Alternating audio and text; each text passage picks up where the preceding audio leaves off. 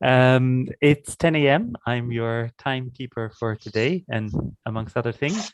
A very warm welcome to AppliedHE Xchange Philippines, Internationalization and the Impact of Rankings and Ratings, organized by AppliedHE in partnership, of course, with Pakukoa. We'll start this morning with welcome remarks in the presentation by the AppliedHE founder and CEO, Miss Mandy Mock. Go ahead. Okay. Can you see my screen? Yeah. Okay. Good morning, everyone, and welcome to the AppliedHE Launch Exchange for the Philippines. It's great to see so many new friends, including some old ones as well. Thank you very much for your support. In addition to Philippines, we have been very active on the online space, organizing launch events like this for countries around the world, from Pakistan, Kazakhstan, even Afghanistan, Indonesia, Jordan, the MENA region, that's Middle East and North Africa, Taiwan, Vietnam, Malaysia, and recently Thailand, with Russia, Nepal, Sri Lanka, South Africa, Korea, Japan, and China in the pipeline. The AppliedHE Exchange is an opportunity for us to give you a flavor of what AppliedHE has to offer, and in exchange to better understand the issues that you're facing in the Philippines. I'm very grateful to our host, Pakukoa, especially Dr. Adelaide Castigador, Executive Director of Pakukoa, and Dr. Conrado Inigo Jr., Chairman of Pakukoa and CEO of University of the Visayas. Great appreciation for your support and efforts. Appreciation also to the keynote speakers, Dr. Kevin Downing, who is the Secretary to Council and Court and Director of Institutional Research Office from the City University of Hong Kong, and Professor Dr. Muhammad Shatta Sabran, Chief Executive Officer of Malaysian Qualifications Agency, MQA, and to our moderator, Dr. Marjorie Gutierrez, Vice President for Academics and Research, Southvale International School and College. And finally, thanks to you, the audience from across the Philippines. Thank you for joining us today. To give you a quick background, I created and launched AppliedHE in January of 2020 after an almost 20-year career at QS, with the aim of creating an alternative solution in ranking, rating, and branding that better serves the need of more learning and employability-focused applied universities, which I believe are dominant all over the world. At the same time, the solutions AppliedHE offers are compatible with other rankings out there. It's not an either-or choice. AppliedHE can help you with international branding and marketing, student recruitment, benchmarking, and a whole range of other solutions. Because AppliedHE is the new kid on the block, we are nimbler, hungrier, and more sensitive to your needs, and ready with a whole suite of exciting and innovative products and services. At the same time, my team, who are also veterans from QS, and I are highly experienced in this sector, so we have an unparalleled track record that speaks for itself. So without further ado, let's get started.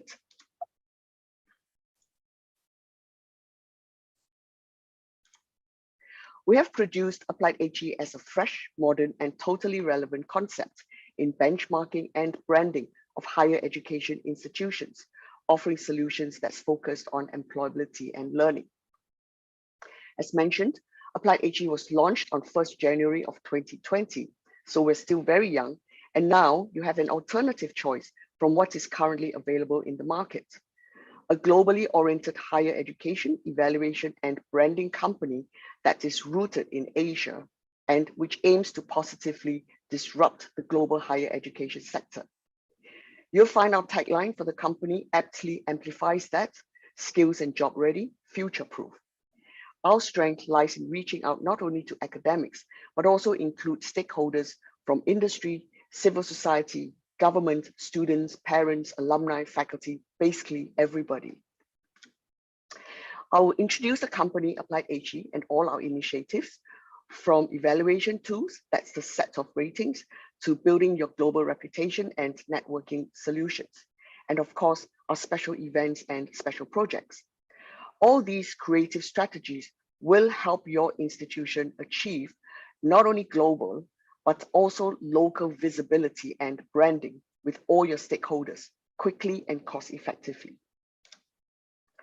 AppliedHE is the new brand for all skills-based employment-focused education, and our mission is designed to help universities to communicate with your stakeholders, engage with your international and local peers, industry and government, brand your institution worldwide, including improving in the rankings. And our vision is to be the dominant brand that empowers employability and lifelong learning. I've grouped the initiatives into 4 segments. Let's start with evaluation tools. When we first started the company in January 2020, we only had one product, and that is the Job Ready rating. Today, I'm pleased to say AppliedHE has 3 rating systems. We have the all-round Job Ready rating system to evaluate the quality of teaching and learning and employability of your graduates. An English Ready rating to evaluate the quality of English language as a medium of instruction in non-English speaking countries.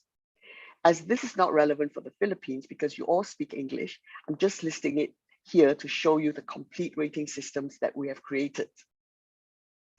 And the Online Ready rating, which helps your institution benchmark and promote its online programs and courses.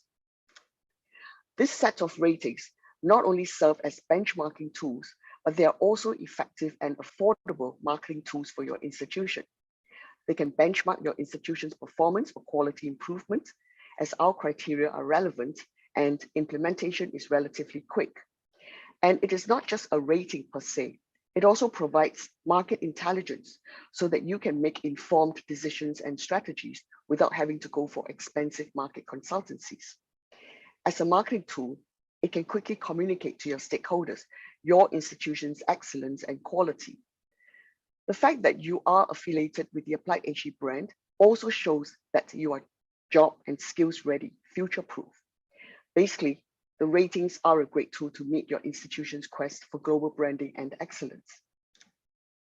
This is our first rating that we created when we first started the company, the Job Ready rating, to evaluate the quality of teaching and learning and employability of your graduates. And this rating is so versatile that it can be applied not only to universities, but also suitable for professional institutions. And by professional, we mean the vocational, TVETs, polytechnics, and colleges. It's also suitable for business schools and online education. The Job Ready rating is aimed at evaluating professional education, such as engineering, nursing, medicine, law, accounting, art and design, media, basically any program that involves industry collaboration. And we do it differently. Here's the new perspective, the creative twist. We do not do a rating of your institution per se. We rate your institution based on your programs by employment cluster. What this means is we can now bring a spotlight to your every program, regardless of whether it is big or small. And currently, there is no marketing tool in the market to help you achieve this. Take, for example, the employment cluster healthcare. The mainstream subjects that fall under healthcare are your usual medicine, dentistry, and nursing. But what about the smaller ones like radiology, physiotherapy, and even hospital administration?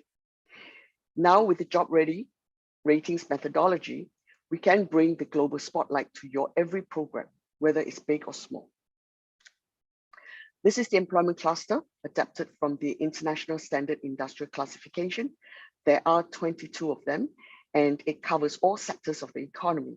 And this list is growing daily because the world is changing so fast that there are many jobs out there today that never existed in the past. Jobs like these: e-commerce, gaming, coding, social media, marketing, influencer, blogger, just to name a few. And these are not even proper words in the past, but today they are reputable and very much sought after jobs. And our unique approach to rating by employment clusters can accommodate these new jobs and the future economy. You'll note that many of our criteria overlaps with the goals of the SDG.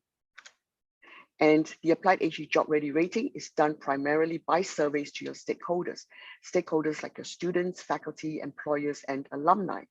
And what this means is you will have access to market intelligence of your key stakeholders. And these information are very relevant to your strategies, future plans, internal decision-making, KPIs, etc. And it is market intelligence that you do not have to pay a hefty sum for, as it comes as it comes as part of the ratings. This is all part of our effort to help you stretch your budget as much as possible. Once rated, you will be presented with the AppliedHE Job Ready Ratings badge, and you can use all this on your marketing materials. The ratings are awarded by employment cluster, and the country of origin is clearly stated so that stakeholders are clear on the market that you serve. Now, this is very important as employment and jobs differ in each country. There are 3 levels that you can score: job ready with merit, and the highest is job ready with distinction.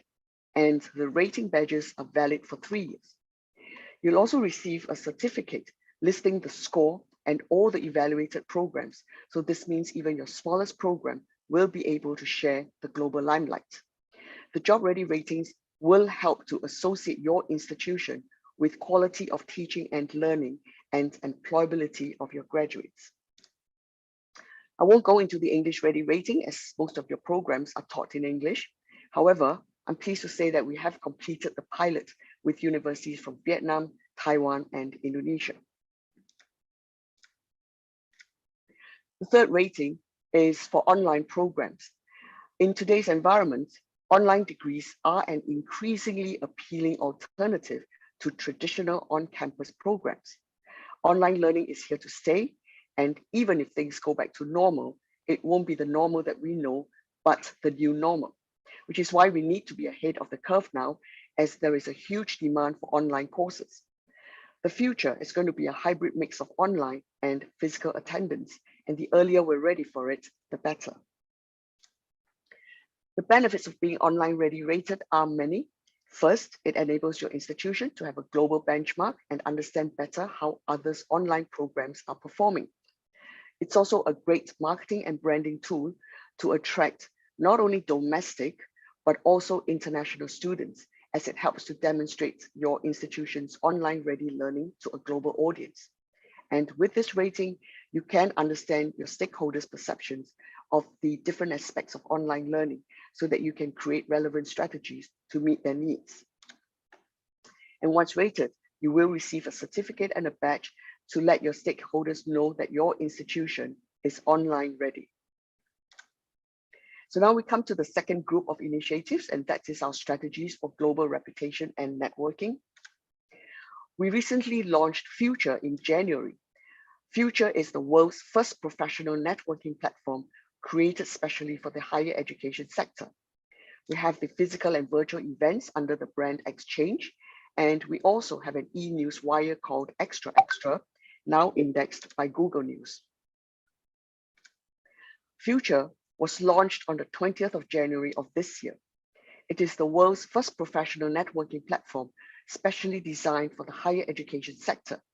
And Future aims to connect everyone from high school to professional career to lifelong learning for the 3 E's.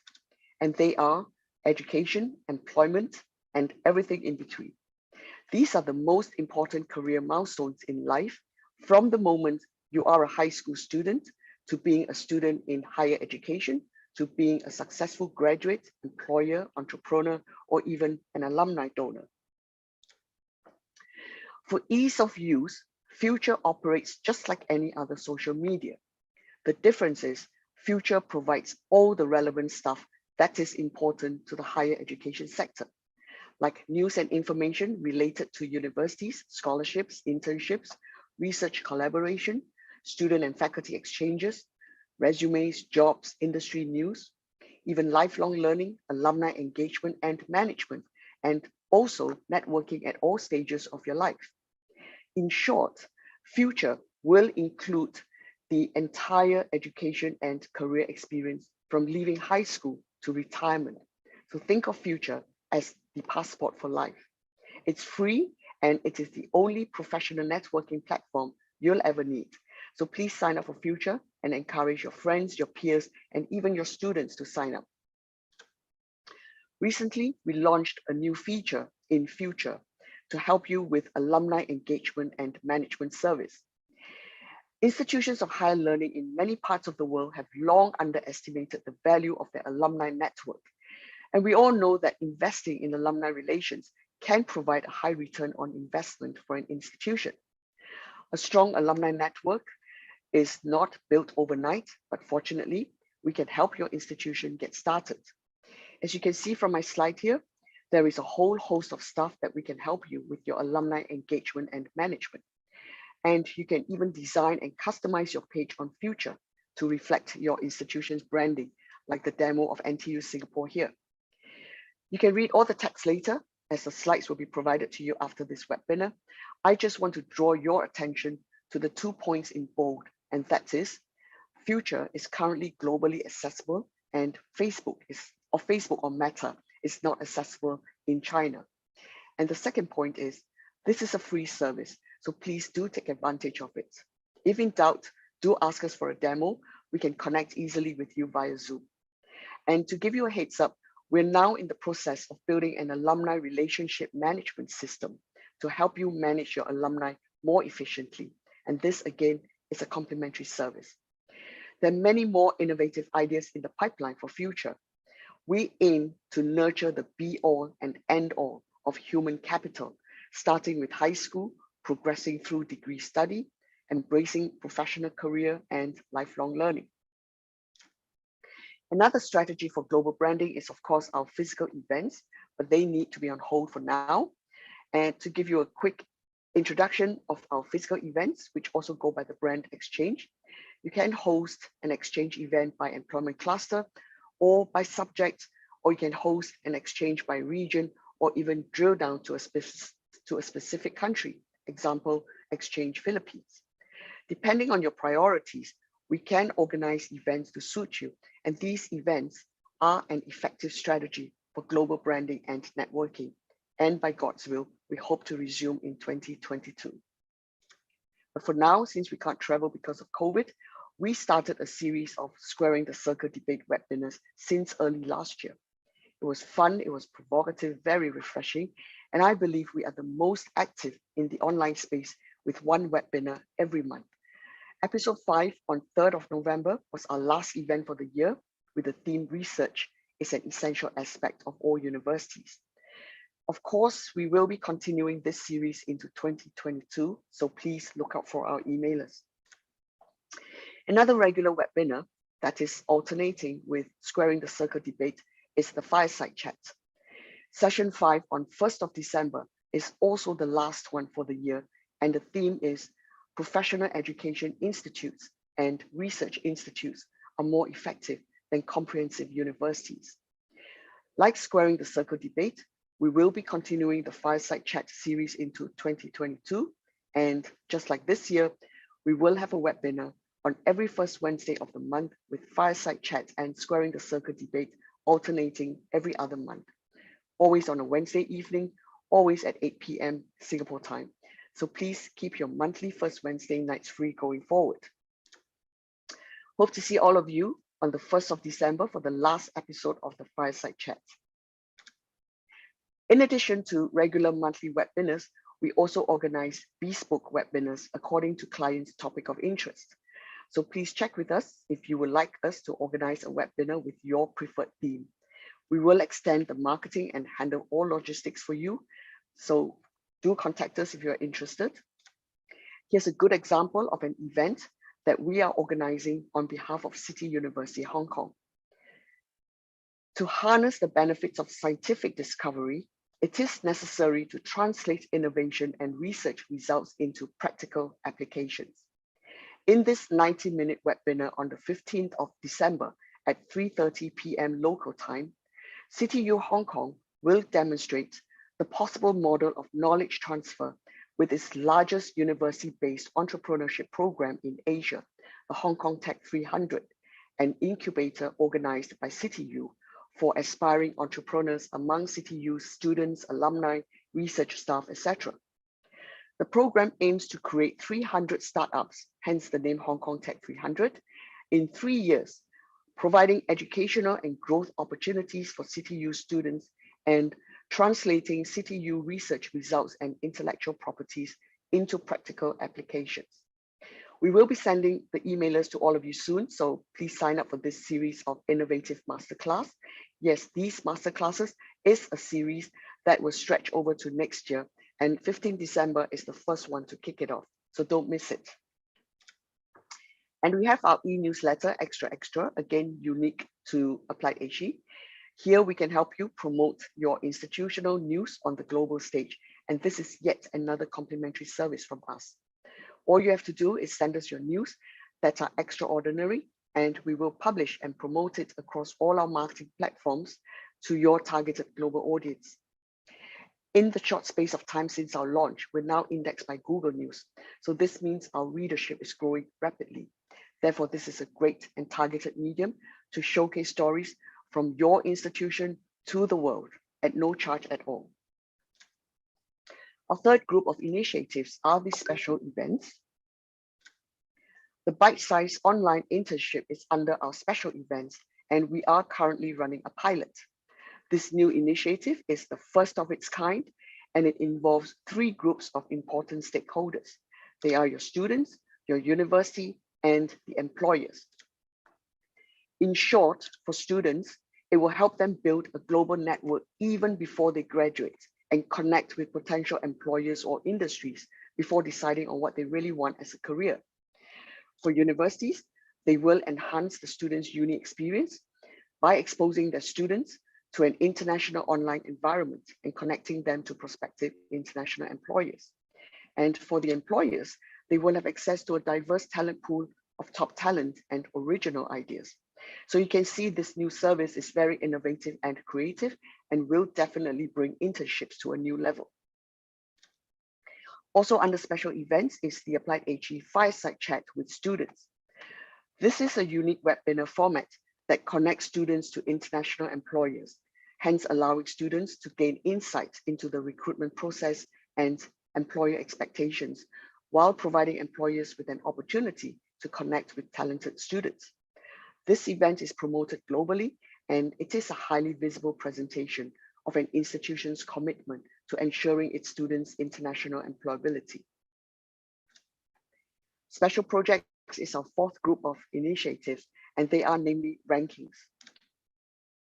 In addition to launching Future, we also launched the Rankometer in January of this year, a new ranking that is based on one single and transparent benchmark.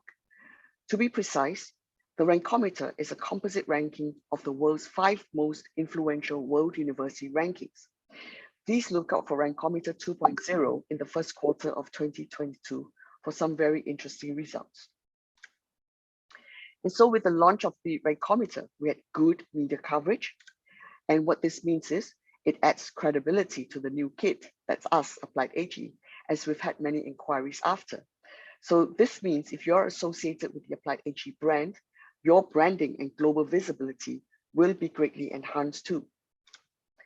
And so with the recent success and excitement from the launch of the Rankometer, plans to launch more important and relevant rankings are in the pipeline. We're scheduled to launch the AppliedHE Private University Ranking for ASEAN in the first quarter of 2022. Another very unique ranking to look out for are the national rankings. We have plans to produce a national ranking for both the private and public universities in each individual country. Discussions with many countries are already in motion. What are the national rankings? They are a ranking of the private and public universities in your country. Over my almost 2 decades with my ex-company, we have heard so many complaints that the current rankings are not fair because they're putting such heavy emphasis on international reputation and research. While they're important, these criteria are less relevant to your students and admission, where the key concern is your students getting a job. So how can your institution succeed when the rules don't fit? So supporting the AppliedHE national rankings is your chance to rewrite the rules of the game in terms of university rankings. The national rankings will help to attract and nurture the nation's best talent, taking employability to the next level. So now you can take this opportunity to change the narrative, change the discussion. You can be the rule maker and not the rule taker. We are looking for a local supporting partner in each individual country, so please contact us if you're interested. This is my second last slide, and I would like to leave you with a list of the first of its kind from AppliedHE. We have Future, the world's first professional networking platform specially created for the higher education sector, alumni engagement and management solutions, bite-sized online internship and fireside chats for students. And for rankings, we have the AppliedHE Rankometer for world university rankings, the AppliedHE private and public university rankings by country for the national rankings, and the AppliedHE private and public university rankings by region, of which we will be launching the ASEAN private university rankings very soon. And this is my last slide, which gives you an overview of all the products and services that AppliedHE have created in the short space of time since our inception. We are indeed the new kid on the block, and as mentioned in my opening, we are nimbler, hungrier, and more sensitive to your needs. AppliedHE can help you with international branding and marketing, student recruitment, benchmarking, and a whole range of other solutions globally, that's global and local. So I hope you are as excited as we are creating all these new and innovative strategies for you. Do write to us if you have any questions or would like more information or even request for demos. Thank you very much. All right, Mandy, thank you very much. And now the floor is open to the City University of Hong Kong Secretary to Council and Court and Director of the Institutional Research Office, none other than Dr. Kevin Downing. Please go ahead. Thanks, Peter, and thanks, Mandy. First of all, before I start, I should just say that I need cheering up today because I'm going off to the dentist later on for root canal therapy. So I've got a little quiz that came up from last time to cheer everyone up. Could you just go back to Mandy's slides, the first one on AppliedHE Future? The first slide on AppliedHE Future. It's got the star and the gentleman. Oh no, you're gonna make this. Just come back to AppliedHE Future. Okay, let me share screen. Everybody is just gonna make a we're gonna have a bit of a vote on this, guys, before I start, just to get everyone warmed up. Right, now what I'd like you to do, there's a chat icon on Zoom. Personally, I've said this before and I'm gonna say it again. I think that guy looks like he's just got out of bed with his pajamas on. But why on earth is he wearing a tie? So what I'd like you to do is all participants who think that it does look like someone in their pajamas wearing a tie, please just type Y into the chat icon. All those who think I'm completely crazy and wrong, please tap N into the chat icon. And while I'm speaking, Peter will be doing, yeah, when I say Y, Miss Amis, I don't mean W-H-Y, I mean the letter Y. Y.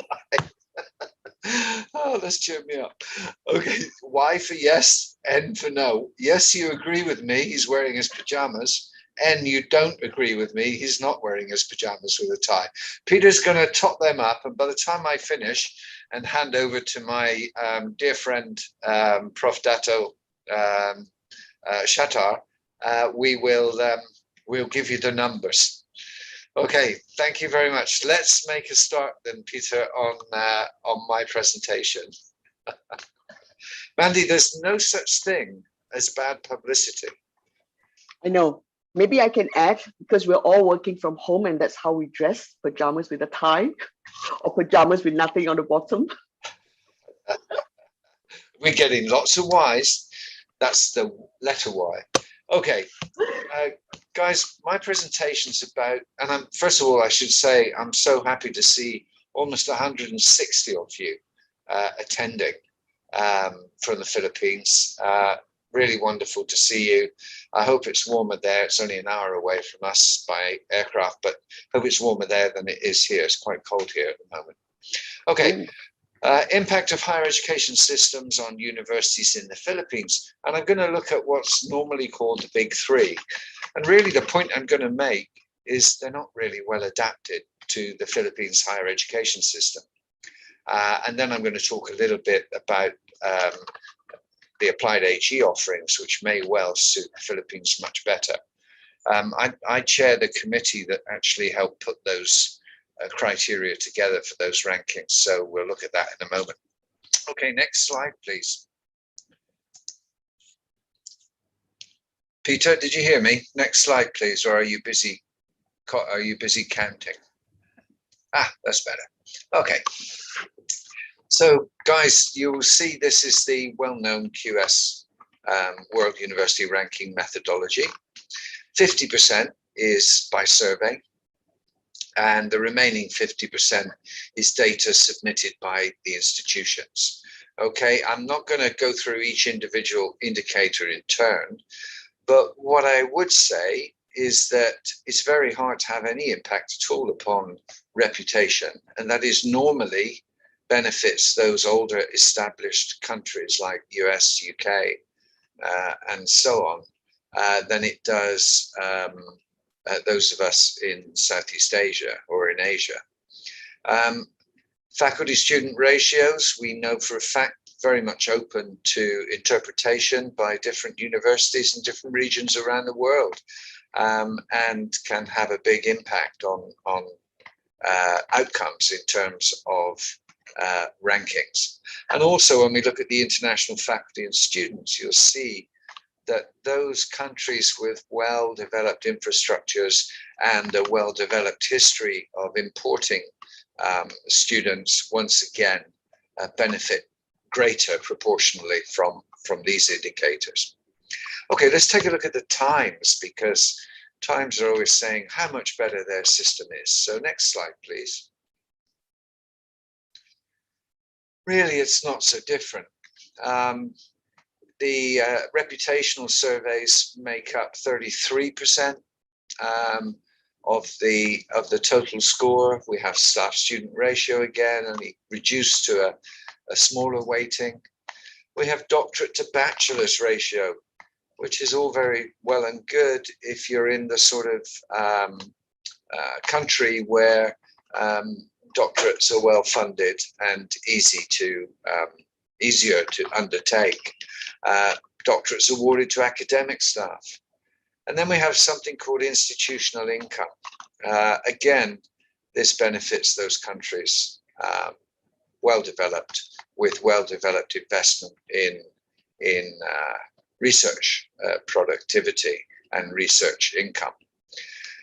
Research income, 6%. Research productivity, the number of publications, 6%. Again, those two, international students, international staff, set at 5%, carrying 2.5%. And then international collaboration, how many partners you have in how many countries. And then industrial income, how much money do you get from industry. Once again, although it purports to be very different, and it's got 13 indicators, in reality, it's measuring fairly similar things with slightly different weightings. And the next slide, please. We're going to look at what used to be called the Shanghai Jiao Tong, now called the Academic Ranking of World Universities, or ARWU. This is different from the other two. No data is actually submitted. They get most of their data from other bibliometric and other databases. So, but once again, there are advantages to the old, well-established regions of the world where universities are generally well-funded. Quality of education, alumni, 10%. How many alumni have won Nobel Prizes and Fields Medals? Well, probably in places like Hong Kong and elsewhere, not many. Whereas in the UK, US, and Europe, probably, a few. Quality of faculty. How many of your staff have won Nobel Prizes and field medals? Probably doesn't apply to very many of us. Highly cited researchers. Well, CityU does very well in relation to that. And it's possible that some of your universities will do okay. They'll have some people in relation to that. Research output. Papers published in Nature and Science. Again, pretty rarefied publications at the very top of the citation tree. And then papers index in the Science Citation Index expanded, and the Social Science Index in 2020. That's research output. And then per capita performance. In other words, what is the academic performance of an institution? What sort of publications have they had against the number of faculty which they have? Okay, so that's pretty rarefied stuff, probably not applying to many universities in Asia generally. Shall we move on to next slide, please? Okay, this is where it gets interesting for you guys. Just to prove what I've just said to you, I want to just share this slide. Universities in the Philippines are generally dropping in the QS and Times higher rankings over the recent 3 years. No universities, not surprisingly, are ranked in the Shanghai Jiao Tong, the ARWU. So let's take a look at QS. Only 4 Philippine universities are ranked, and the highest rank is just inside the top 400, and that's the University of the Philippines. In the QS Asia rankings, 15 universities are ranked, a little bit better. The highest rank, 77. 4 universities enter the Asian top 200, which is excellent. And the other 11 universities are all 500 plus out of a total of 687 universities ranked. So that's not a reflection on the Philippines. It's actually a reflection on the criteria the QS and Times are using. THE World, 2 universities, only 2 ranked in the THE WHR, and that's University of Philippines and De La Salle. But the highest rank is 601 to 800. In Asia, only 2 in the Times Asian rankings are ranked. The highest rank being 84, and actually the same 2 universities. Okay, let's move on to the next slide. So, 4 Philippines universities ranked in QSWUR, 22, 2 in THE, and none in Shanghai Jiao Tong ARWU. This demonstrates that the big 3 higher education ranking systems, or HERS, do not cater adequately for the Philippines. It's possible that in future, 1 or 2 Philippine universities might begin to feature more prominently in the big 3, but this is quite unlikely over the short to medium term. So my question is there a ranking or rating that does cater for Philippine universities? And AppliedHE rankings, as Mandy has pointed out, are coming both at regional and country level. Here's an example of their ASEAN ranking for private universities, soon to be launched. Next slide, please. This is the AppliedHE private university ranking for ASEAN, which may well be much more suitable to some of the private universities in the Philippines. Next slide, please. There will also be a public one, but I'm just using one as an example. So there'll be one for public universities as well in ASEAN. Okay, the criteria are not surprising. Teaching and learning. It's a very important criteria in there. Employability. Most of our undergraduate students don't stay on to a master's degree or a PhD. They actually need to go out to work to feed their families. And so employability is a much neglected criteria in the big 3 rankings. Research. Research is important, but it may be less important and less possible in some less well-developed higher education systems than it is in the old historical research intensive parts of the world. Therefore, that should have a lighter weighting. Community outreach. This is critical for many of the universities that you work with and that I've worked with, where it's important that we provide a service to our local, regional, national communities, first and foremost, in order to provide a return on the investment that's being made. Internationalization. Going forward, this will become increasingly important for the Philippines. And institutional reputation. Likewise, it's important, but perhaps its weighting is overstated in the big 3. Let's have a look at the next slide. You can see from this slide that the weightings are significantly different. The focus for private universities in ASEAN is teaching and learning. Of course it is. and employability, because you do the teaching and learning in order to provide better employment prospects for your graduates. So altogether, that carries a weighting of 55%, whereas research, still important for a university, carries only 15%. Community outreach, very, very important for many of our universities, carries a 10% weighting, as does internationalization, and institutional reputation carries only a 10% rather than 50% and 33% if you look broadly at the reputational indices for Times and QS. Next slide, please.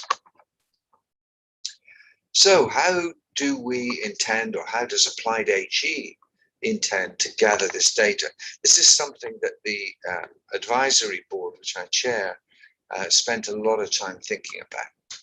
Actually, we don't get enough information from students when you look at the big three. In fact, we don't get any information at all from students. So AppliedHE decided that they would look at a student survey online to look at things like teaching and learning.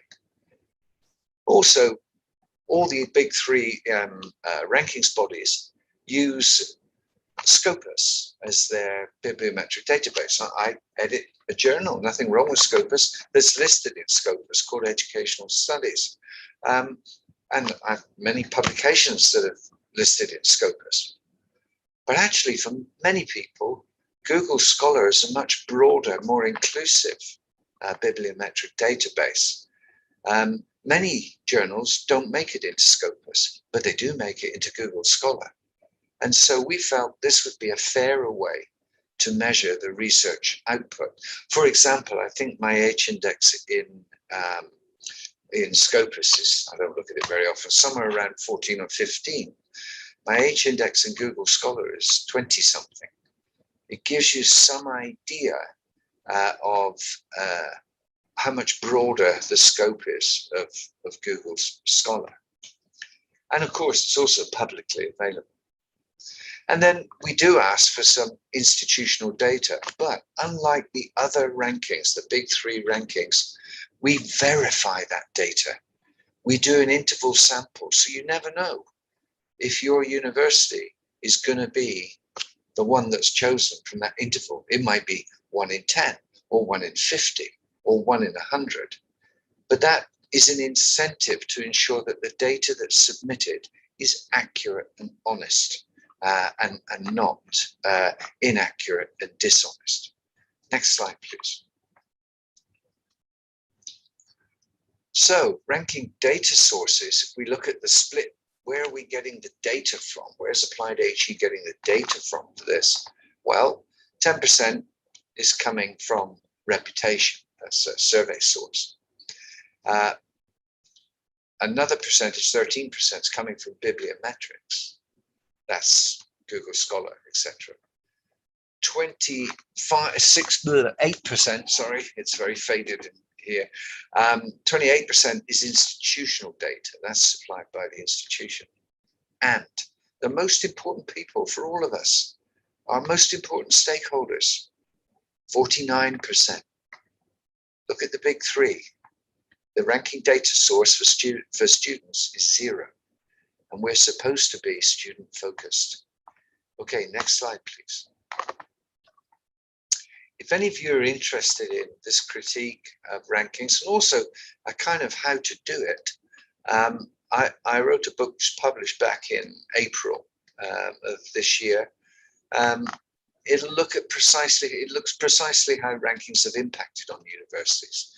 And it provides insights covering 3 continents, including Asia.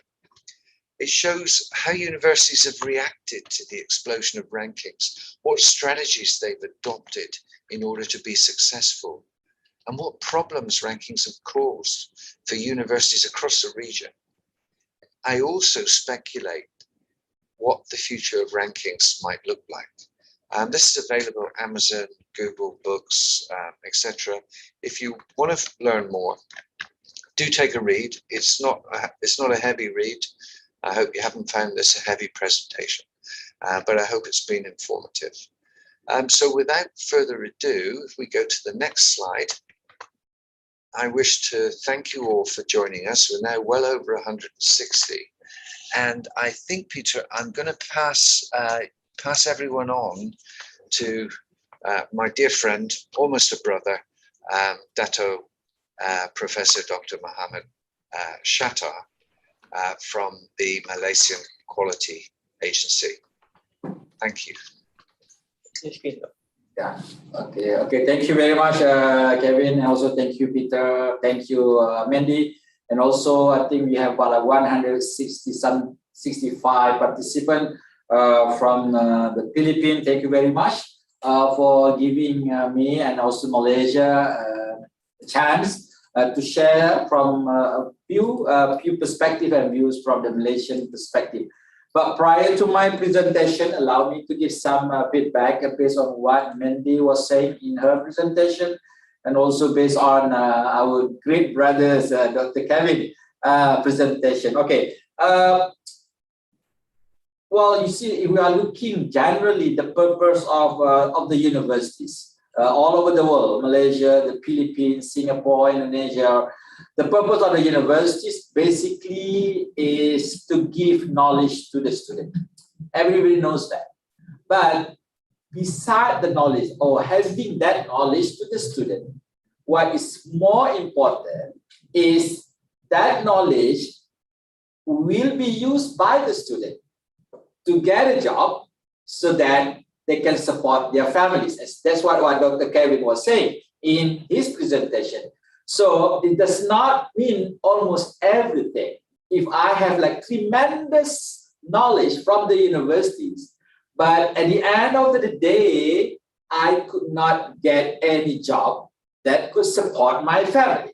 So these are the things that we need to consider, the thing that we need to think about it for the future. I mean, of course, in the old days, probably people might say, I just want to get knowledge, but under the current situation, we also need money. Having knowledge per se, without having any job, that come money together to support our family, that's going to create a lot of problem, especially solve problem of the country. So that's why I think I'm really happy and I'm really glad when Mandy was coming with the new ideas of ranking, the new ideas of rating the universities.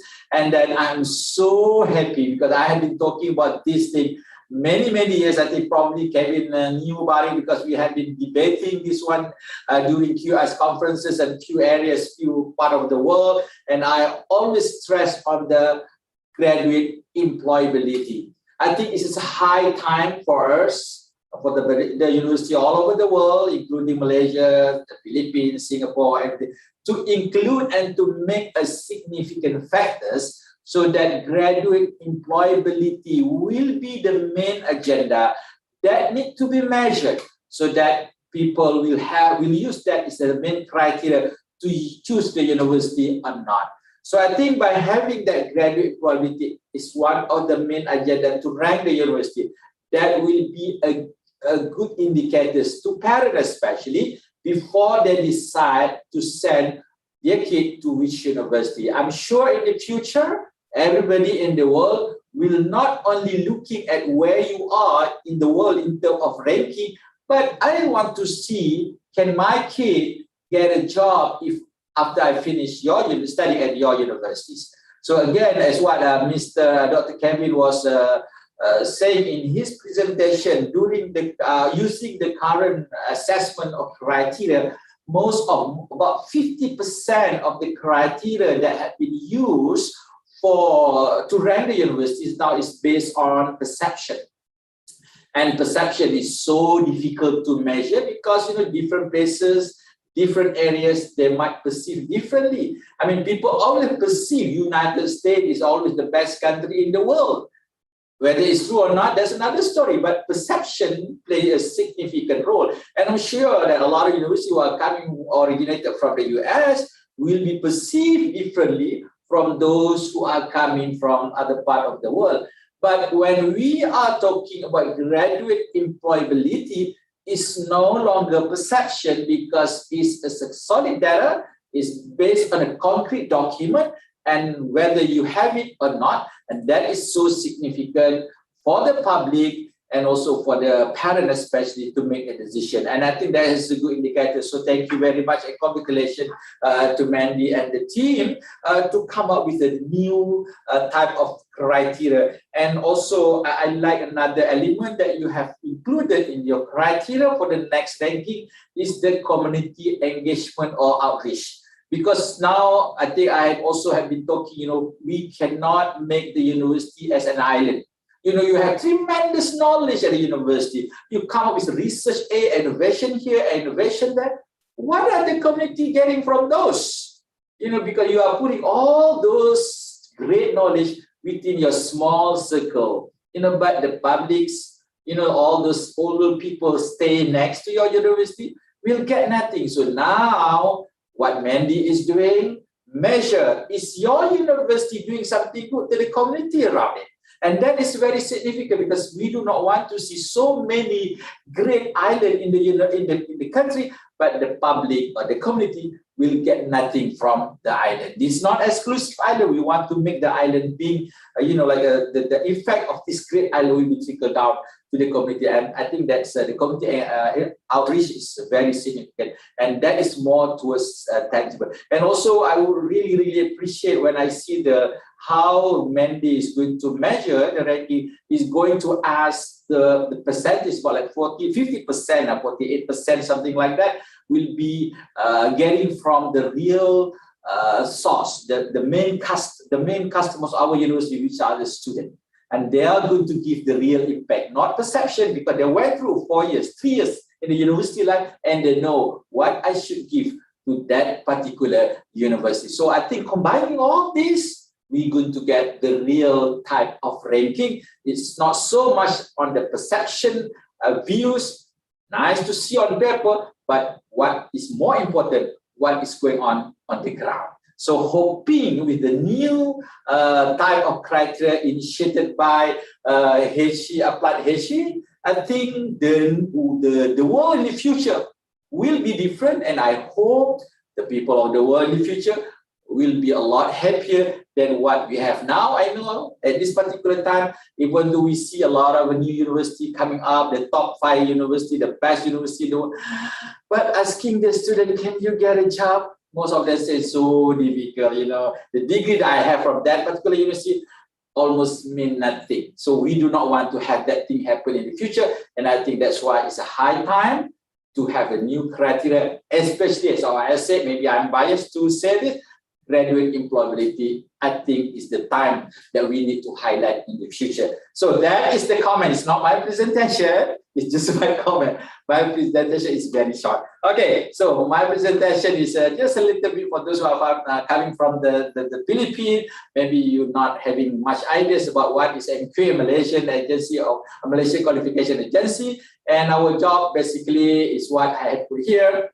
To make sure all those courses, programs that have been proposed, introduced, offered by our university, both public and private and publics, will be accredited, will be assessed by us. So we have our establishment was 2007, and then we try to be a global authority in quality assurance of higher education. So all those programs that have been offered by higher education in this country, if they are not being endorsed by MQA and they graduate, will have difficulty in the future. Up to this point, we have endorsed provisional accreditation about 2,342 programs, and then we have about 16-something thousand for full accreditation. This is a little bit quick fact about MQA in Malaysia. Next one. Okay, so that is these are some of the function. I'm not going to go through every single thing that you have now. You can share the slide later on.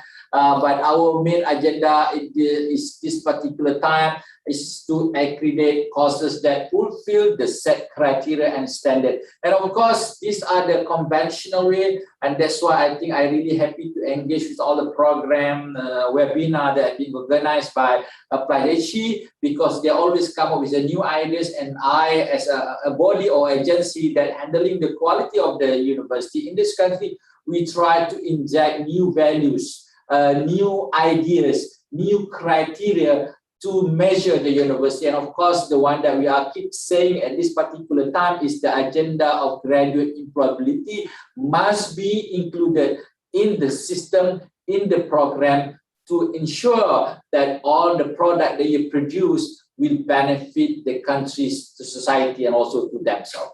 Next one. Okay, so I joined MQA, I think early this year, February 2021. So of course, this MQA had been here for almost like going to be 15 years or so, together with LAN. But when I came here, I tried to bring a new perspective, a new era of MQA, and I tried to introduce this not only among the staff of MQA, but also among the whole 450 something plus higher institutions in this country, both public and private. So what are the new era that we are introducing at MQA at this particular time, at least for the next 3 years? Next slide, please. Okay, so of course, this is just like for fun thing. So we are telling the people out there, we are more dynamic now. We are not just using the fixed rule. So things are changing based on the current scenario, based on the current needs. So like what Mandy was proposing, okay, in the old days, they didn't put the graduate employability in one of the agenda, but now we are saying, yeah, you need to put it. We're giving more flexibility to the universities. Now we are giving them between 20, 30 credit hours flexibility, and ask the university to use that flexibility to mold the student, to engage. If they want to introduce a new program, they want to make sure the student having minor also, and we are giving them the the flexibility. And we are more friendly now. We engage to almost everybody. We don't care whether you are private or public. We are your buddies. You can come to us. We can sit down and try to make the country better, because we do have the national agenda for Malaysia. So, and then we engage, so we continue engagement, and then all the things that I managed to get from this AppliedHE seminar, I do share with them, and I always tell them this is the new way of going through how to bring the university in the future. So if you are not taking this element, especially graduate employability, into serious consideration, one day don't be surprised, nobody comes to you. So I'm telling them, so hoping that buy the idea, and I think they need and they should buy the ideas, because the world is expecting, and the current scenario, I mean the demand from the parent, from the country, they really want to make sure all the graduates will get a job somehow or another. So the rest, I think you could do it. And then also I put a 360-degree program. So what we are saying here, so we are looking at different angle, how to make all the universities in this country become popular in the eyes of the world. Okay, next.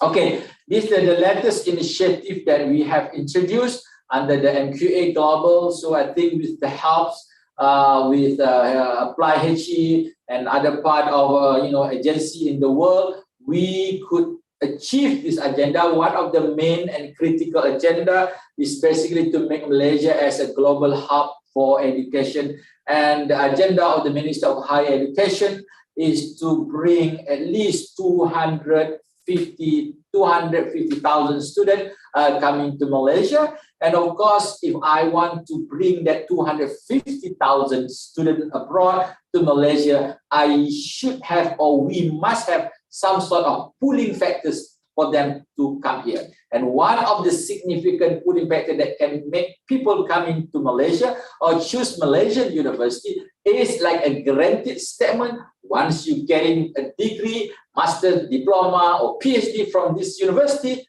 you are somehow guaranteed getting a job. Why? Because based on the assessment, based on the ranking, 95%, 98%, 90% being recognized by the world ranking, that you will get a job. And I'm sure if this picture can be shared to the rest of the world, I can tell a lot of people will come to Malaysian university, both private and public, for their further study. But again, we need to have the right criteria to measure the university. And that is what Mandy was saying. In the future, I think they are going to introduce the ranking of public university, and also private university. In Malaysia, we only have about 20 public universities, but we do have about 450 something private universities.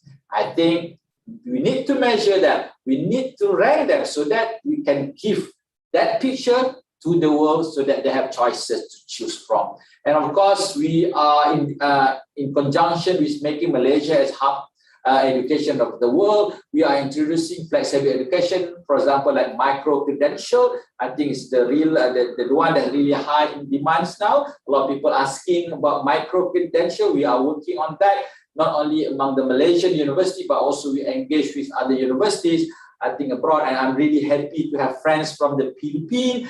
Maybe in the future, we can talk about this, how we can offer this micro-credential from the Philippine universities and also from the Malaysian university, and then we can somehow exchange credit, transfer credit, and then we can even offer academic qualification, academic degree for those who are taking this micro-credential. And of course, at this particular time, we have the mutual recognition, and one of the main jobs that I have to do now is to try to engage with as many as possible and all those quality assurance body from all over the world, so that once the mutual recognition is being done, so it will be a lot easier for the university to have exchange students, stock exchange, credit transfers, and so on and so on. Okay, so same thing with assessment, higher education, and so on. Okay, and the last slide that I would like to share today, just to, okay, I'm so sorry, this article, I think it came out, I think like 2 days ago. We are working together with the MQA, working MGS. MGS is the agency who are handling all the international students who are studying in Malaysia. So now what we are doing to make it easier, so that the agenda to make Malaysia as the national global hub for education, we have introduced one-stop center for international students to further study in Malaysia. In this platform, students from all over the world, they do not have to go to every single universities in Malaysia. So they just go to this platform and they can see every single detail about all the higher institutions, both private and public, in this university, in this country, and also with all the courses. All the programs that have been offered in this platform is already being assessed. It's all being endorsed by MQA. It's about like, I think, if I'm not mistaken, it's about 13,800 programs have been allocated, listed in this platform. And then I think with the new criteria, new ideas that have been addressed by Mandy and the AppliedHE, so we can also put that criteria like graduate employability of each university who are listed in this platform, to give some pictures how good they are in terms of guaranteed job after they graduating from the university. So I think with that, thank you, Mandy, thank you, Peter, thank you, everybody from the Philippines and also who are attending this conference, and hoping this conference will be very meaningful to us. And then we at MQA is always giving support to the ideas that have been initiated by AppliedHE, especially on the graduate employability and also the community outreach. Thank you very much. Thank you, Dato Shatar, for your presentation. The next presentation is by the Philippine Association of Colleges and Universities Commission on Accreditation, PACUCOA Chairman, Dr. Conrad Ignino Jr. The floor is yours. Thank you, Peter. So to our new partner, AppliedHE, with Mandy, Peter, Simon, and other officials of AppliedHE, and of course to our distinguished resource speakers and our participants. Ladies and gentlemen, good morning. So at this point, I would like to present this topic on internationalization and the impact of rankings and ratings as applied to our country, the Philippines setting. Simon, next slide, please. So before I start, allow me to share the wisdom of the two great men focusing on the imperative of internationalization. The first one is coming from the wisdom of Pablo Casal. And according to him, the love of one's country is a splendid thing. But why should love stop at the border?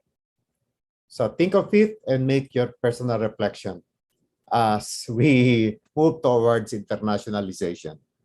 And the next guru, coming from Mahatma Gandhi. No culture can live if it attempts to be exclusive. So once again, make a personal reflection on the importance of internationalization as we move towards globalization. Next slide, please. So as we promote the culture of nationalism in the era of globalization, we need to embrace the significance of internationalization in higher education. And our distinguished resource speakers were able to expound the rationale of the importance of internationalization as applied to the different criteria of international ranking and rating organizations.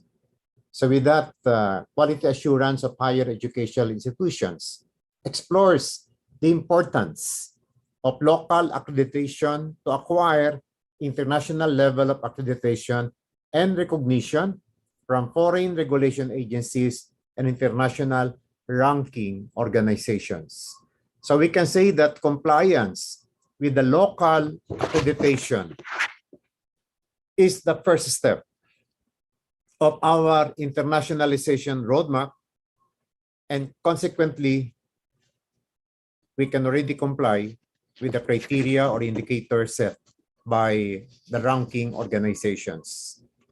So with that, based from the experience of PACOCOA, we can say that accreditation can really contribute so that we can comply with the criteria or indicators set by any ranking or rating organizations. Next, please. Program accreditation plays a vital role in the rankings and ratings, which provides opportunity for higher education institutions to recognize their internationalization initiatives. And I would like to inform our distinguished guests that PACOCOA as an accrediting agency and other accrediting agencies in the Philippines is the agency is focusing before they comply with the institutional accreditation, they should first comply with the criteria set for the program accreditation. So next, please. So here are the following potential benefits which are associated with the internationalization of higher education institution programs and initiatives, especially in the Philippines. One, internationalization increases awareness among students about global issues, including cultural diversity, and making students open-minded and global citizens. So a global citizen is someone who makes a real contribution to creating a better or quality world. So that is our ultimate goal. Second, next slide, please. Learning and teaching activities, including curricular and co-curricular activities, are adjusted to international standards. Although we comply with CHED, with the Commission on Higher Education minimum requirements in the design of the curriculum, but following the international curriculum standard, we can enrich or enhance further the substance or content of our curricula. Next slide, please. Sharing knowledge, experience, and best practices improve gradually and definitely the quality of teaching and learning both for the institution and the students. So with this advantage, we can benchmark with international universities and get the best practices, particularly in the adoption of different modalities.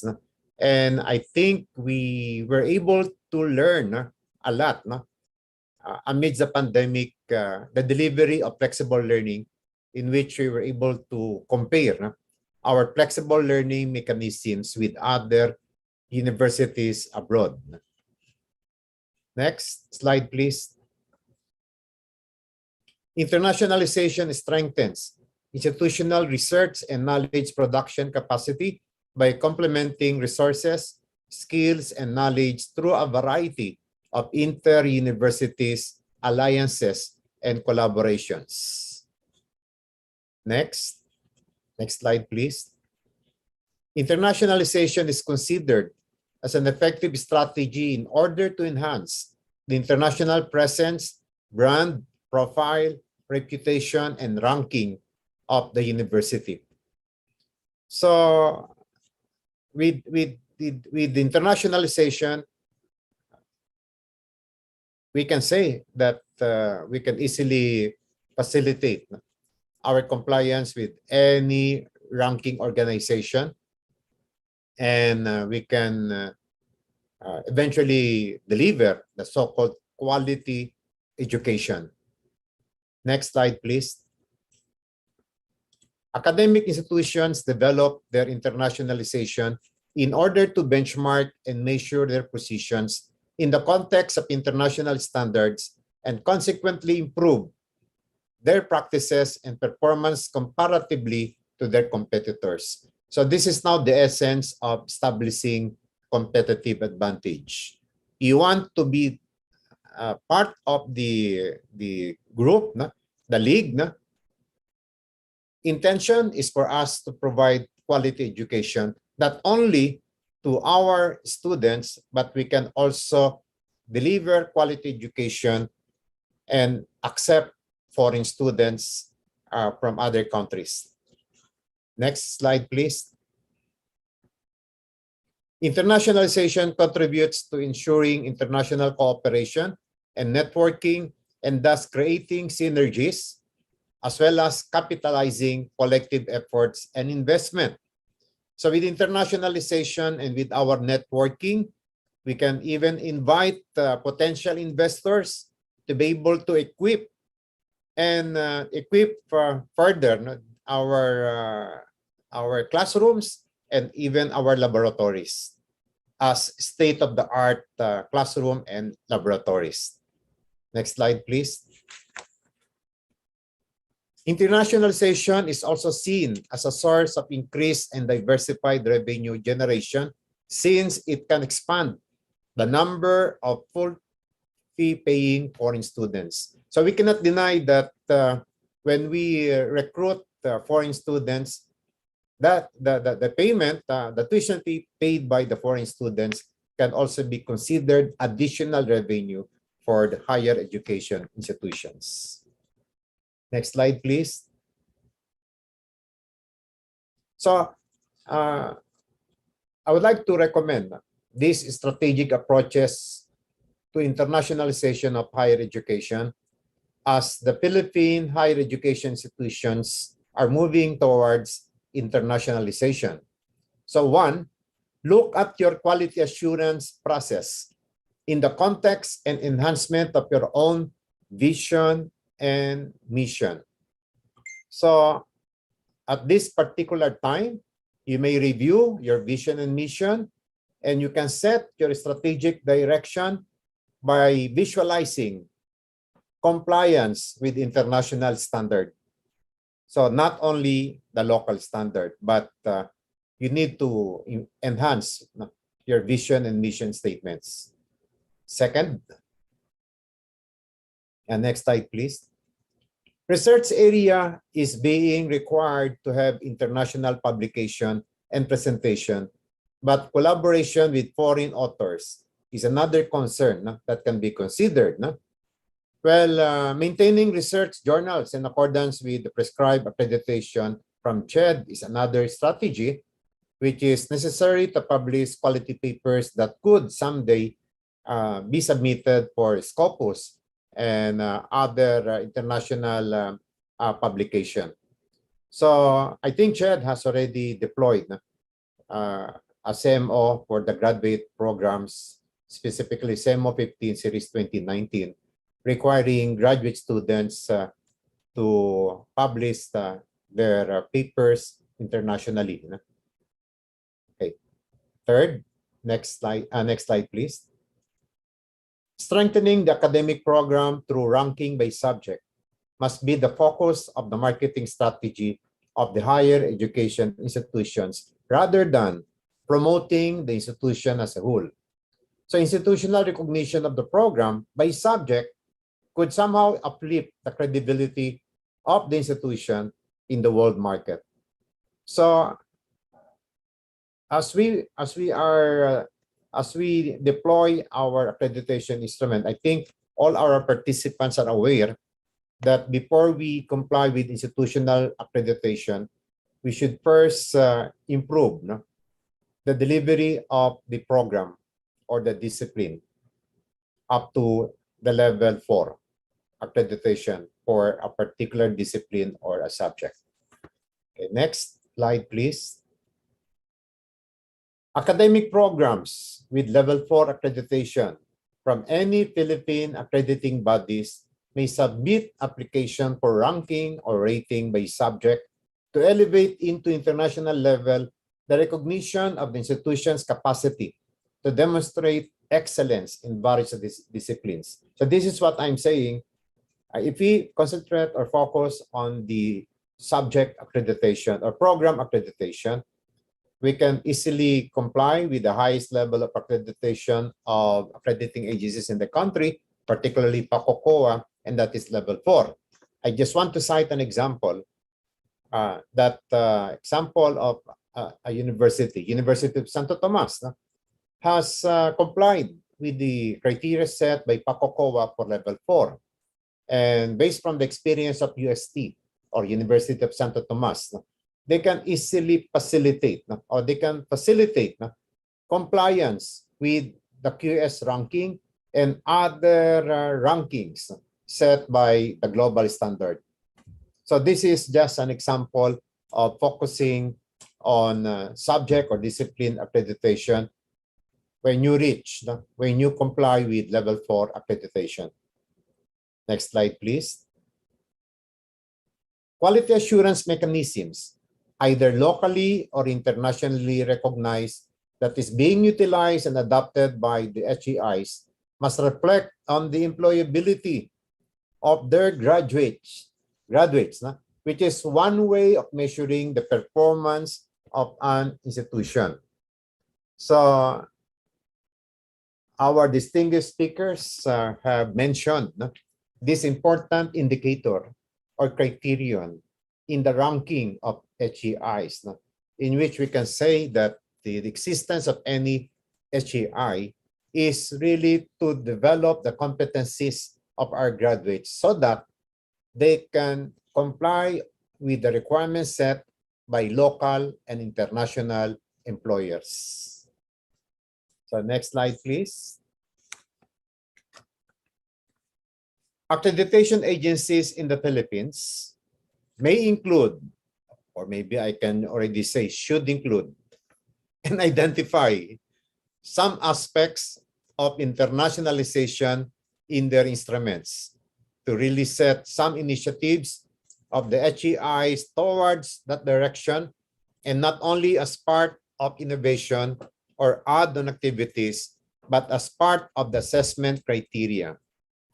At this point in time, I am pleased to announce that the Philippine Association of Colleges and Universities, Commission on Accreditation, or PACOCOA, has started the integration of important criteria of internationalization.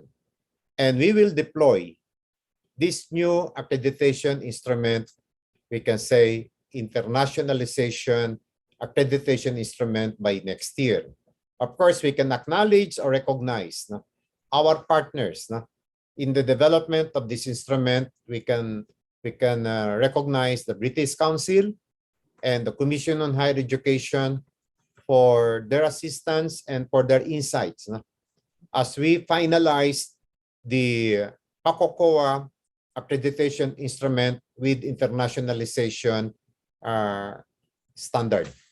So may I present some of the next slide, please. May I present some of the areas with internationalization criteria. Under Area 1, Philosophy and Objectives. So the vision and mission articulate explicitly internationalization as a strategy.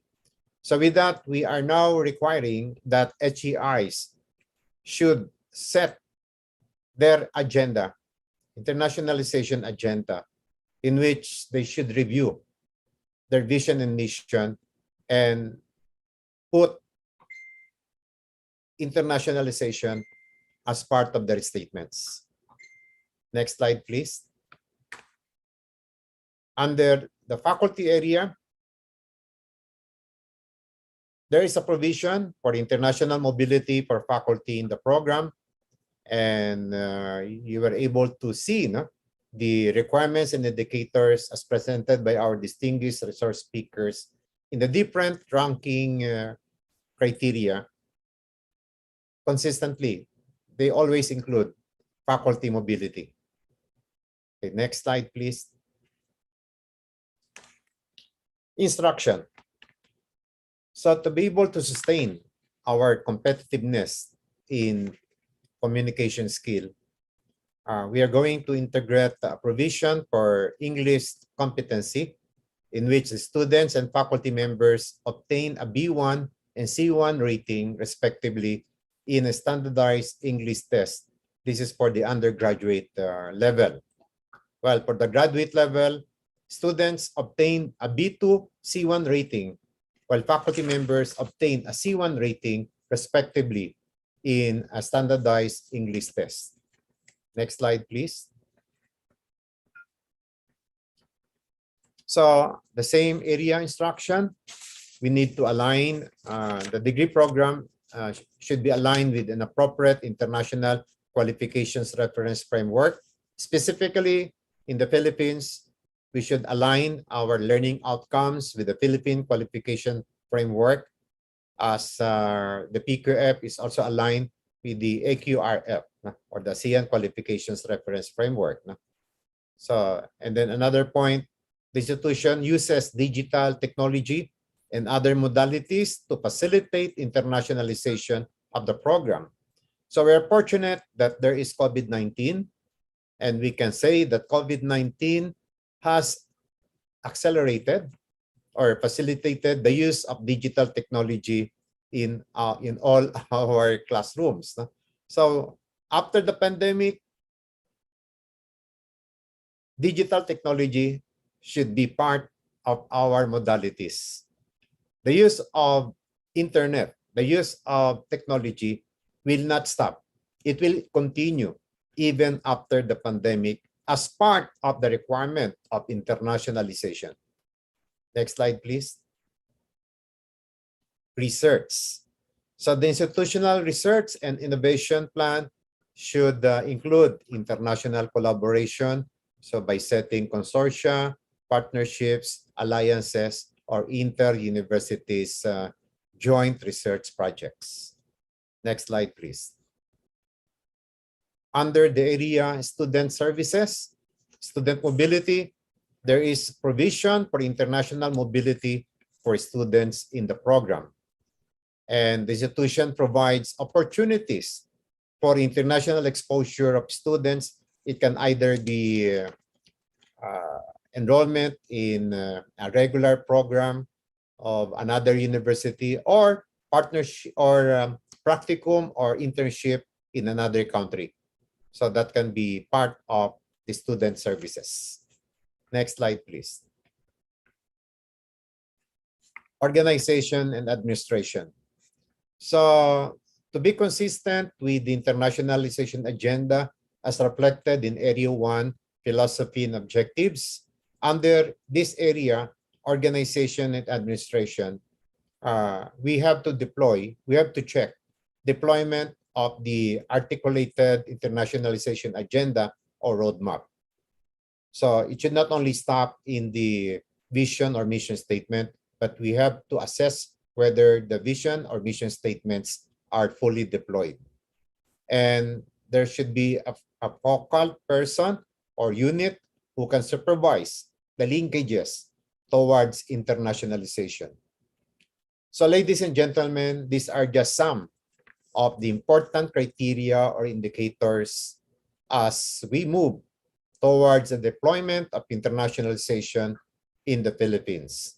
And I would like to congratulate PACOCOA, the members of the board, our stakeholders, the member schools of PACOCOA, because this is another breakthrough in the accreditation setting in the country. So we can also say that other accrediting agencies can also follow this model of PACOCOA towards internationalization or towards compliance with internationalization. So next slide, please. So global rankings and ratings of universities, we can say, can be perceived by many as an ultimate tool for assessing the level of internationalization of higher education institutions in the Philippines. With that, next slide, please. Allow me to share another wisdom. Molding world-class graduates would entail development of attitude, spiritual dimension, while at the same time improving their knowledge and skill. And this is the bottom line of our internationalization roadmap in the context of global ranking and rating. Thank you very much. Thank you very much, Dr. Conrad, for that presentation. I will now try and share my slides and briefly share a few more things with you. I think many of the things discussed today have actually already been addressed by various speakers, including the ranking. So I've deleted half my slides, which is great because it leaves us a little bit more time for the follow-up questions. Yeah, so AppliedHE has rankings, which we've talked about. So we've got the AppliedHE Private University Ranking, to which all private Philippine universities were invited to participate, or we try to reach out to Philippine universities to participate. Only a few took up the opportunity, and of course we can understand that there's many challenges at the moment in higher education, yeah, so we have a relatively small number of Philippine institutions who are participating in the rankings. So we're very happy with that. Then we have, of course, the ratings, whereas the rankings are kind of a relative measure. The ratings are an absolute measure, and we've got the job ready rating, which was already mentioned, 360-degree learning and employability, the English ready rating, which is not so relevant for the Philippines because you use English widely, and the online ready rating, which might be very relevant as online learning becomes more prevalent. Now, I think it's also maybe good to mention, how does accreditation fit into this whole landscape of internationalization and kind of quality assurance?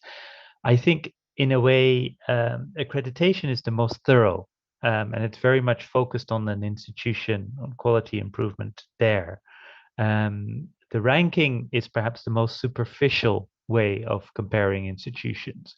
And the rating comes somewhere in between, and it highlights specific areas of excellence, provides a specific lens. Now, the rating product that AppliedHE offers is actually a paid service. The ranking process is free of charge. So for these ratings, there would be a small charge, but it's relatively modest. Now, these are some of the institutions we've recently rated, from India, from Taiwan, from Indonesia, Vietnam. So we're very happy with that. And I'll briefly touch again on the job ready rating. This is our flagship rating system, and it can fit very well in a kind of comprehensive assessment system. So maybe you have your local accreditation, and then together with that, you want to do some kind of global benchmarking. That is where perhaps the job ready rating would come in from a quality assurance perspective. It focuses specifically on careers, learning, community, and industry collaboration.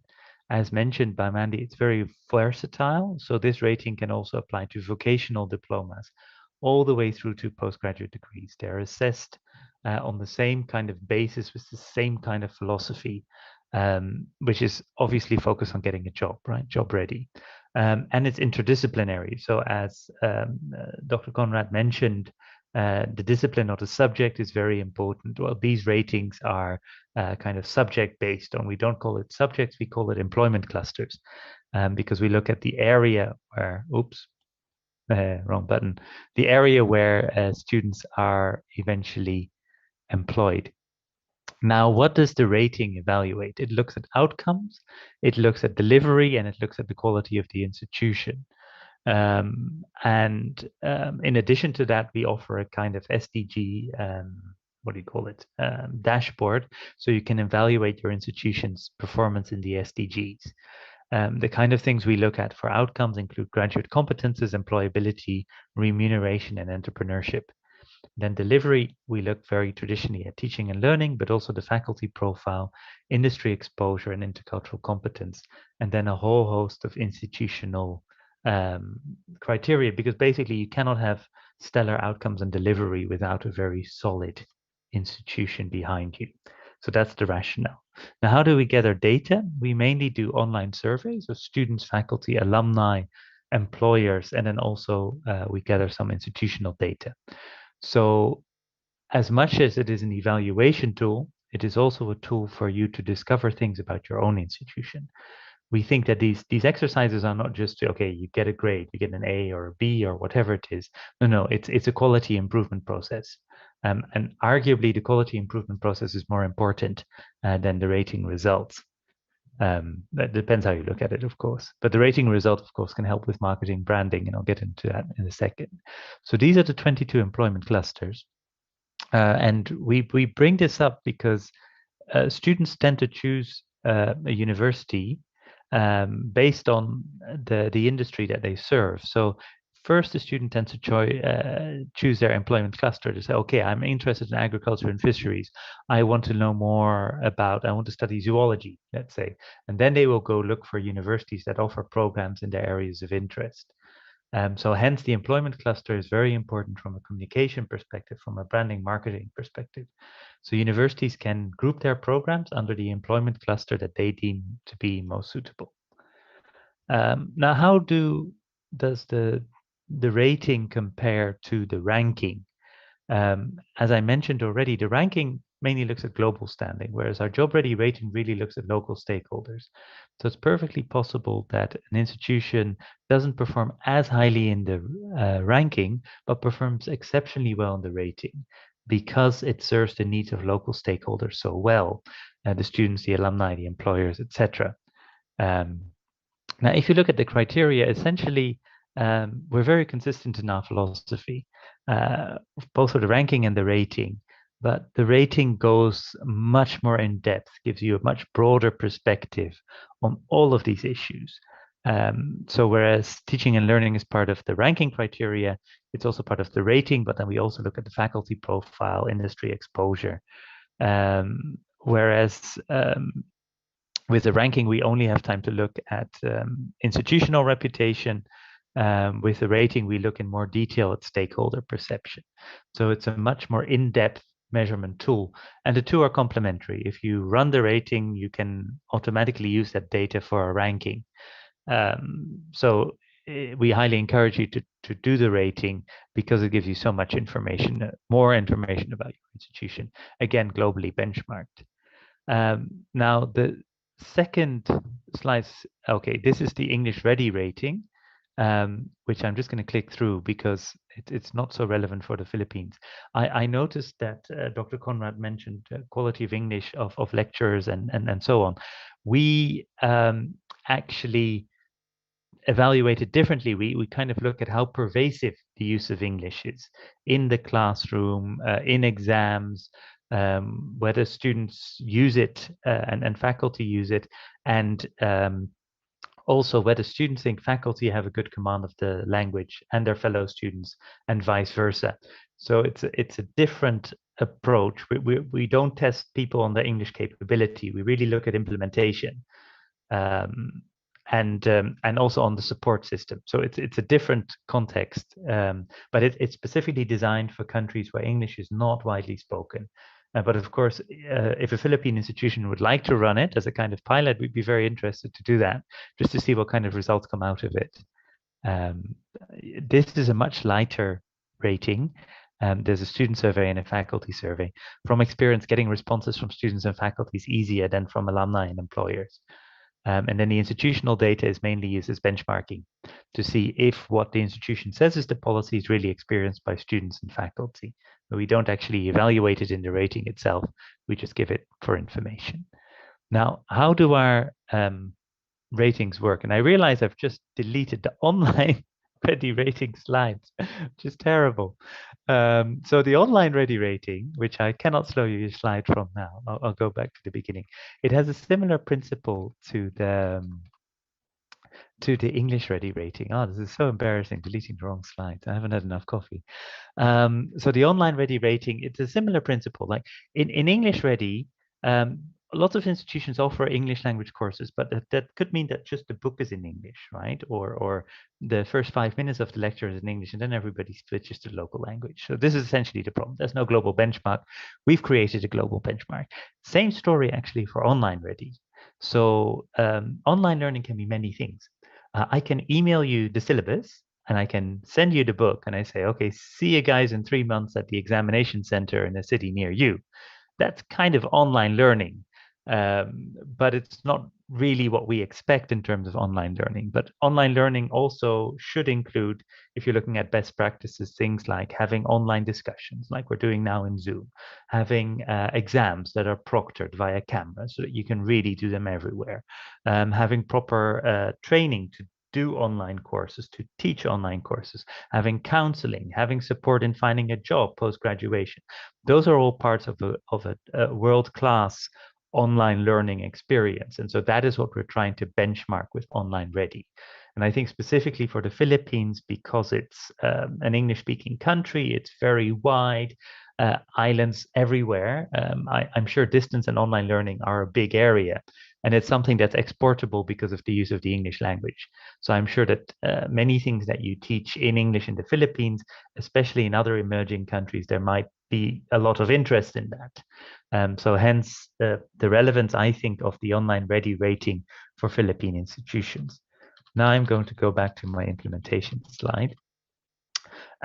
So yeah, how do we implement? So our rating is far lighter as an assessment tool than an accreditation. Bakukoa is really going through a very, very thorough process. What we do is much quicker, much simpler. So generally, we ask for some institutional data, and then we set up a survey. That can be done in 2 weeks. Sometimes it takes a little bit more. It depends a bit on the institution's internal bureaucracy, as a matter of fact. But from our side, we can roll out surveys very quickly. Then we have the survey period, which can last anywhere from 4 weeks or upwards. Especially for students and faculty, we find that survey turnarounds can be very fast. And then we can already provide you with a preliminary report, and then we start with an audit. Now, if the audit doesn't find anything, it can be completed within about 2 weeks. And then we have our final report, and then you can decide whether you want to publish a rating or not. So it's very important to note every rating you do with AppliedHE, you are fully in control of the process until the very end. So if you say, okay, I'm not comfortable publishing these results, that's fine. Then we have a discussion, what do you want to do about it, et cetera, et cetera. Because it can also be used as a tool for quality improvement. But in principle, you could complete a rating in 2 months, let's say. So you cannot do an accreditation in 2 months. So it's a different tool, but hopefully still very informative. These are some of the demo surveys if you want to try out what it looks like, because the surveys are the core of what we do. Of course, we validate them. We have a whole process of checking that it is a valid tool, and I can answer questions on that, or we can have another discussion about it. But it's more than just doing the rating, getting the score, right? So it's often said data is the new gold. So we try to give you back more data than you give us, essentially. And we give you much more data because of the surveys that we do. So we give you the performance in every specific indicator. So you see where you stand against peer groups. We look at international benchmarking, which is related to that. The stakeholder perception. So we give you a full stakeholder report, see where your stakeholders stand. A lot of professional companies, they do a kind of consumer perception index. We do a stakeholder perception index. Maybe you're already running those kind of surveys, see how your stakeholders look at you, but this is kind of included. And then we can even provide you with anonymized raw data for internal analysis. So we hope that our surveys can maybe replace some of the existing surveys you do, and that you have that kind of benchmarking data as a value added. So that's what we give you. We can give you a lot of insight about your institution. We also give a lot of promotional material, such as badges, certificates, a rating report, which is confidential. But of course, you're very welcome to use some of the rating results and publish them as talking points in press releases, whatnot. That's perfectly fine. You get a mini page on AppliedHE.com. We do news releases for you via Google News, because we have an outlet there. So there's many things that we do to help you promote. And with these badges, you can start promoting as well. That you're online ready certified, job ready certified, very intuitive kind of naming. So that's it about ratings. Very quickly, I know we now have a Q&A coming up, which is moderated by Dr. Marjorie Tangkok. She's from Southville International Schools and Colleges in the Philippines, where she's the Vice President for Academic Affairs. Go ahead, Marjorie. Thanks, Peter. Amazing morning to all. Wow, we definitely had very insightful, incisive, and relevant sessions and sharing this morning. Now for the Q&A, question and answer, could you please type on the chat box Q&A? Should you have any for, I think Doc Conrad is still with us, then we have Mandy, then we have Peter. All right, but I do have some questions with me now. Peter and Mandy, I would start with those questions. Okay, very relevant, I think, for those that are accredited here, those in the session with PACOCOA, right, Doc Conrad, and among the local accrediting agencies. Internationalization, global standards really are the way to go to be competitive. And with Dr. Kevin and Dr. Satar, truly employability is a very good measure, if not an excellent measure, of how to describe the quality education we deliver. And not just following local standards, but globally likewise. So I think I have one question for Mandy. All right, Mandy. What is the value added for institutions that take up AppliedHE ratings? Well, if any of the schools take up the AppliedHE Job Ready rating, or any of our ratings for that matter, we will help them with global publicity and branding, unlike others who would just give you the results and leave you to do what you will with it. But we take you all the way. We can also help you to analyze your results and come up with strategies best suited to your institution. All right. Basically, we will not leave you alone. We will be with you all the way.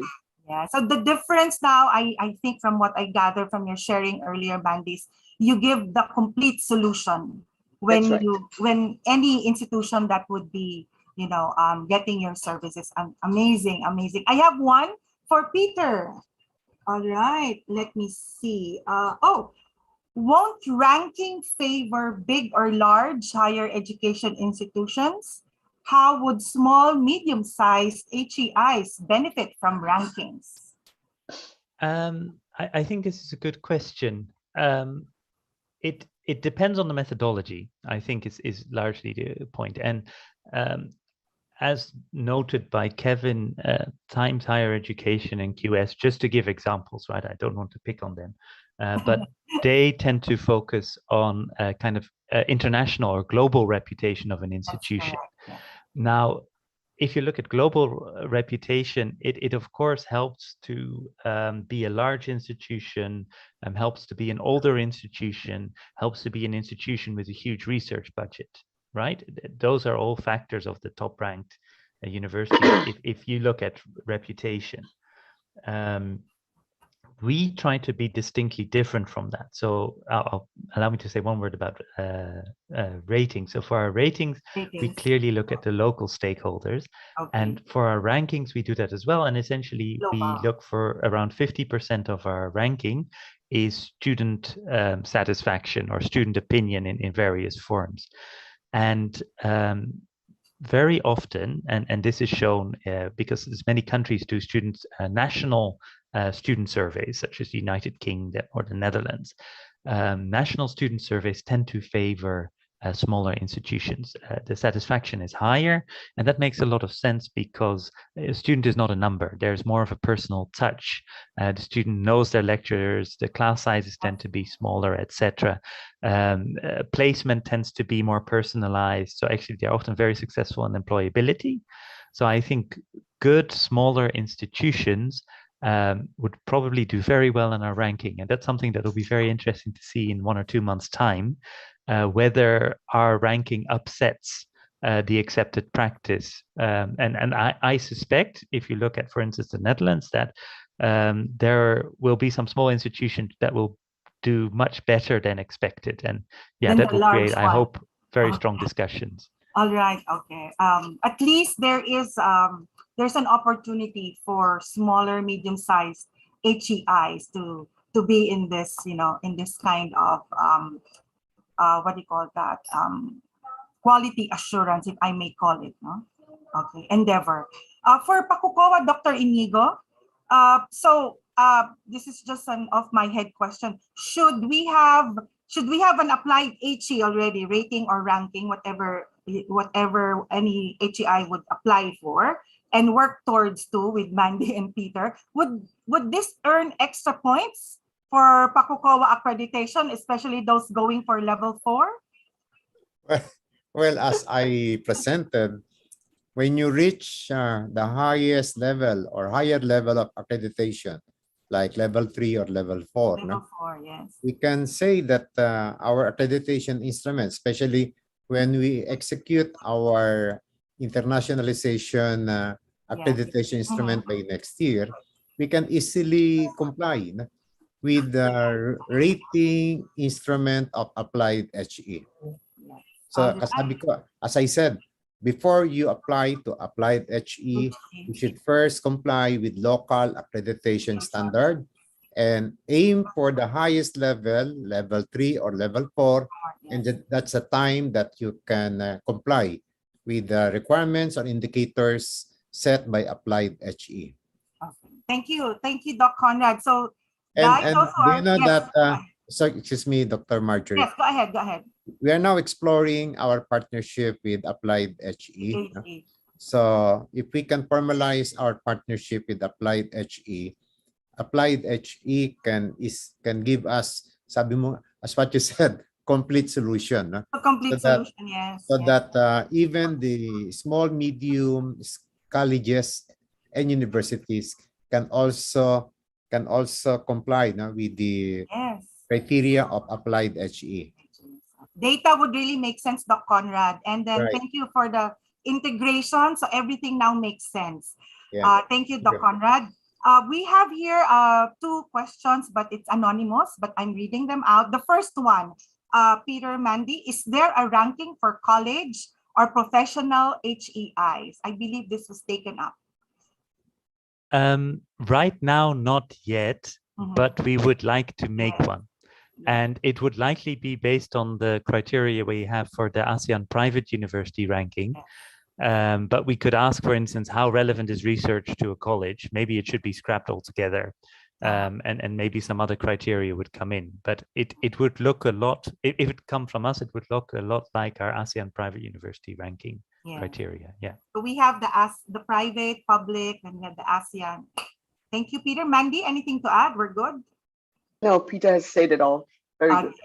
Okay. Another question, can we apply for job rating even if we're not a university? And then how much would it cost? You can. This was the whole point. So as long as you offer a post-high school, post-secondary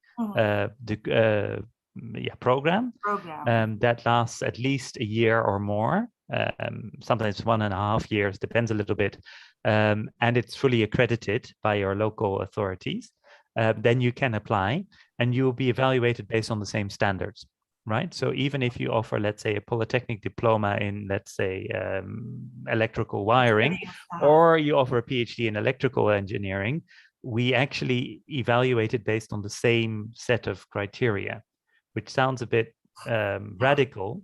But we think, look, at the end of the day, it's about getting the job, stakeholders being satisfied, you being satisfied with life, high quality teaching. And of course, that teaching at a vocational school is completely different from at an elite graduate school, but it still has to be good. So our framework is that flexible that you can apply it for all those different levels. And in a sense, we want to kind of break down the barrier that often exists between vocational and more traditional academic education, because I think especially in this world, vocational education can be very cost effective and can get students a job very quickly, which what they're looking for. At the same time, academic institutions are sometimes pushed in the wrong direction, let's say research, whereas their real value added is serving local industry, local community. That's very true, Peter. Mandy, yes, go ahead. As for the cost, we are still in discussions with PACOCOA. So what happens at the end of this webinar, we will, or rather PACOCOA will be sending out interest forms and information relating to all this. So if the more institutions from Philippines participate in the ratings, of course, the cost will go down. So right now we cannot confirm until after this has been, this activity has been done. All right. So guys, those who are with me who belong to the HEIs in the Philippines, please sign up once Doc Inigo's office would send the survey. This would really be very good for us. We still have one more question. I'm not sure if Mandy, Peter, or Doc Conrad could answer this. It's on the chat box. English is the international language. What is the value or role of other major foreign languages, which are Mandarin, such as Mandarin, Spanish, French, with our internationalization? I can venture something of an answer. I think it depends on it depends on the stakeholders that you're serving, right?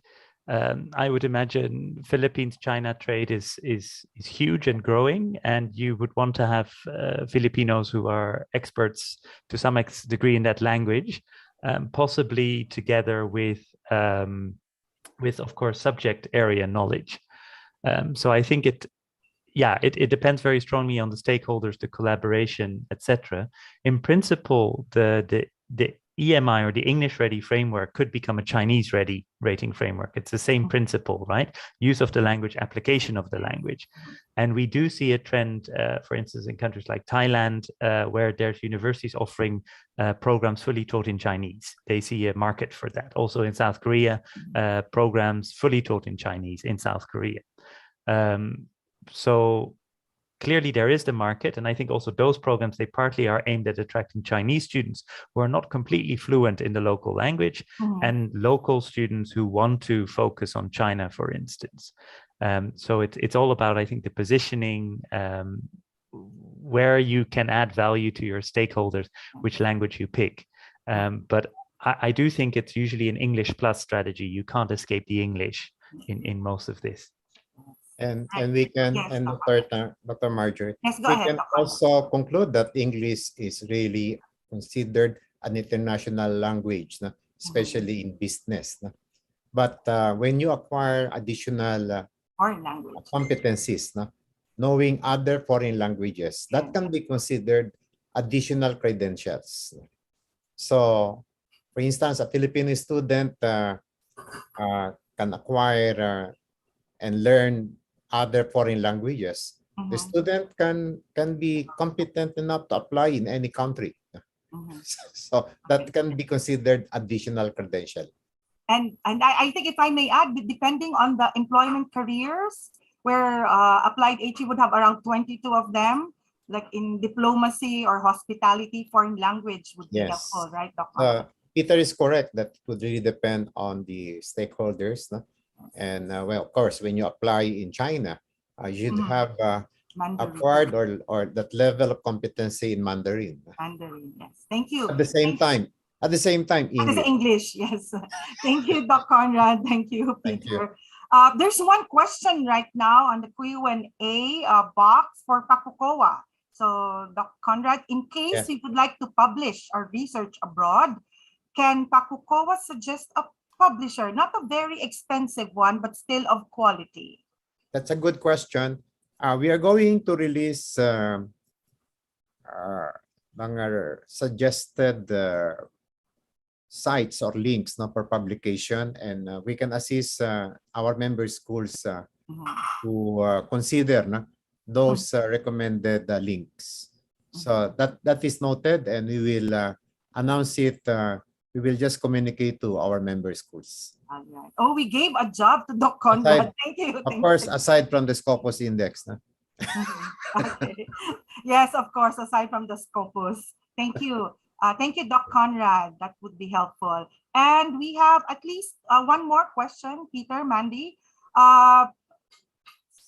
Reynaldo Adukul would like to know the process to avail for the Job Ready, English Ready, and Online Ready rating certifications.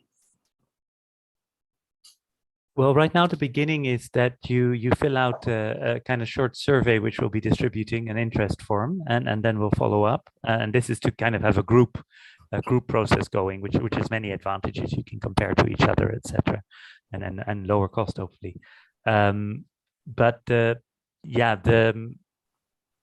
So that's step one.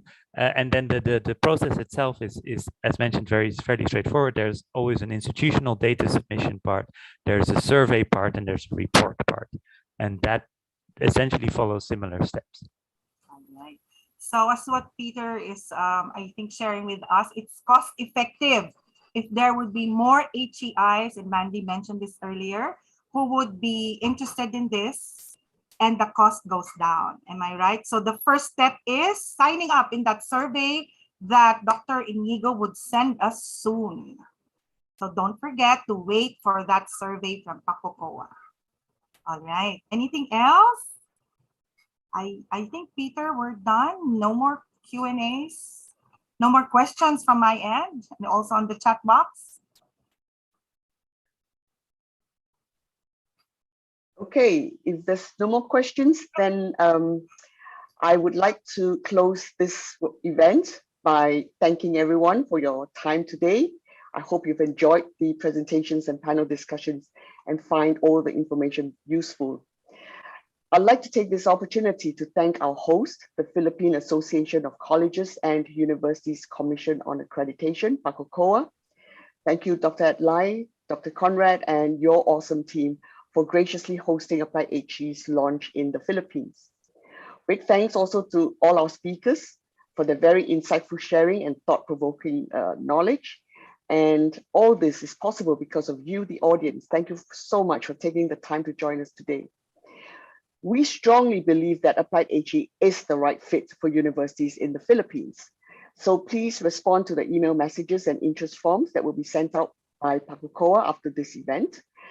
The plan is to rate and rank all universities in the Philippines so as to increase the quality of Philippines higher education. And of course, we look forward to working with all of you. Now, although this marks the end of this webinar, I hope to see all of you soon, online of course, at our next webinar, which is also the last fireside chat for the year on the 1st of December at 8 p.m. local time. Also, don't forget the special bespoke masterclass that's co-hosted by City University Hong Kong on the 15th of December at 3:30 p.m. local time. Don't worry if you can't remember all the dates and time. We will be sending out emailers to remind you. See you all soon. Thank you very much once again, and bye for now. Bye, everyone. Bye. Thank you. Bye. You, Thank you. Mandy, Peter, and Bye, Dr. Dr. Mark. Conrad. Yes, Thank you very yes, much. yes. Thank you, Mandy, Peter, Very Dr. much. Conrad, and Bye. everyone. Stay safe, Stay everyone. safe. God bless you Stay all. safe. God bless. Peter, Mandy. Bye-bye.